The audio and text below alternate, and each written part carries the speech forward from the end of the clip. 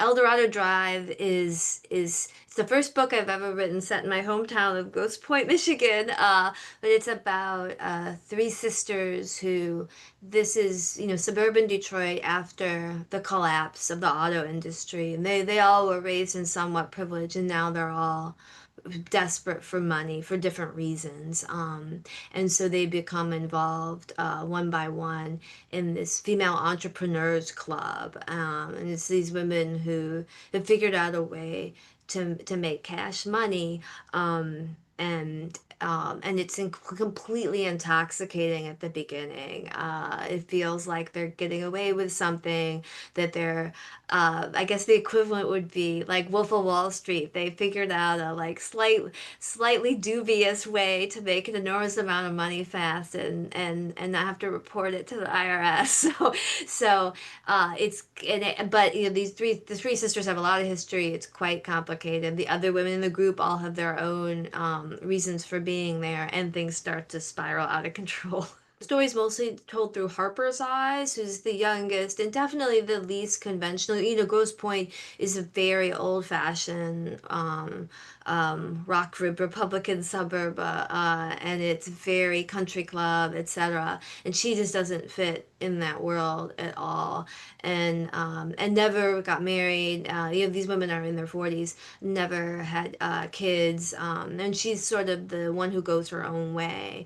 And Pam, who's the sort of starriest sister, married very well to a very fast track guy who was making a ton of money back in the day and had two kids with him, and then had a very contentious divorce, and all the money is gone, and she really is driving the wheel, so to speak, because she wants her life back. She wants the life she had. And then Deb is the classic oldest sister, who's sort of the rule follower and married a lawyer, and is a bit of a scold, and but also needs money very badly because her husband is sick. So they're because they had this shared calamitous childhood. They had very dramatic parents who made them miserable. And they're all in this sort of dire situation. All their sibling issues come to the fore, and I was really interested in birth order, the oldest, the middle, and the youngest, and how that plays out, and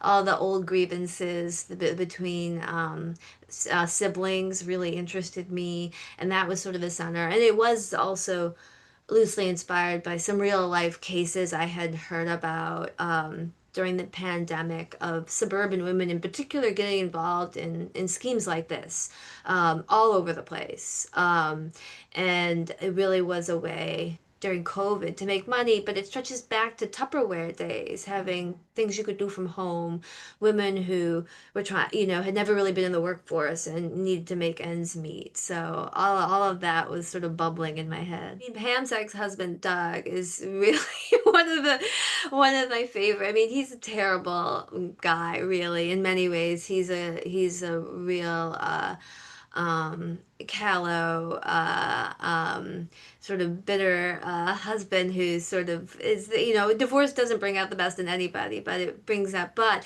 I find him so charming. He is, he has his good qualities, which is what you always have to do with your supporting characters, right? You can't just give them one note, you have to give them many notes. And he was a bad husband, and he's not a great dad, but he does love his kids, and he does understand Harper in a way her sister can. And so as I didn't know where he was going to go when I started the book, but I started to find all these corners for him that made him pretty fascinating to me. So he was one that I grew to love a lot. Sue Fox, who's sort of the alpha girl of she's based on a number of women I have known, which is she's always the one that's the president of the sorority and the head of the PTA, and she gets things done, but she just makes everyone do things for her. She's a taskmaster and relentless, and I find those women fascinating. They are not afraid to demand anything, and they have a will to power that is astonishing. So I feel like I have a few versions of Sue in different books, but I don't think I've ever had her as a grown up. I've had her as a teenage girl, and I just wanted to put her in every scene. scene. She was so much fun. But I'm developing Eldorado Drive right now for 824. Uh, so I immediately went from finishing the book to working on the script. And Dare Me originally was going to be a feature. So first I wrote it as a feature film. So it is an evolving relationship. First, you're very wedded to the book, because it's what you know, and it's very hard to. But slowly, I think you have to separate yourself because of the different medium. You're not inside a character's head in the way you are in a book, but you do have all these visual opportunities.